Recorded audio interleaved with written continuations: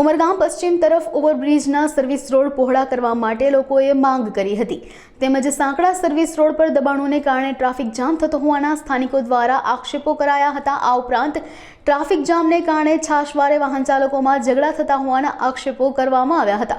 આ સર્વિસ રોડના કામ હજુ સુધી પૂરા ન થયા હોવાના પણ આક્ષેપો કરવામાં આવ્યા હતા। ચોમાસા પહેલા સર્વિસ રોડનું કામ પૂર્ણ કરવા માટે સ્થાનિકો દ્વારા માંગ કરવામાં આવી હતી। ઘણા વર્ષથી ઉમરગામમાં રહું છું।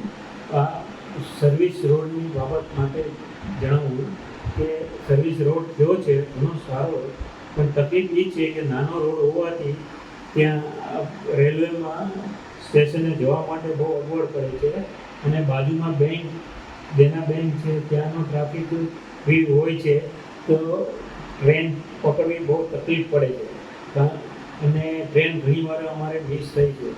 તો આ બાબતમાં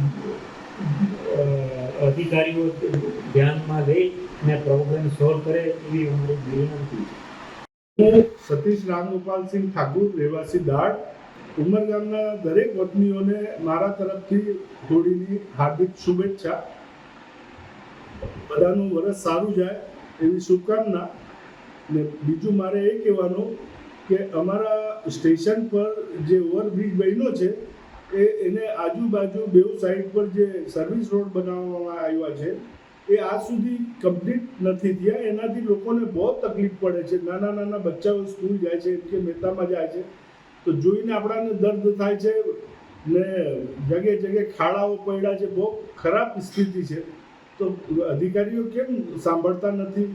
રોજના લોકોના પ્રોબ્લેમ્સ આવે છે પણ કોઈ સાંભળવાવાળું છે જ નહીં। આ ક્યારે હલ થશે?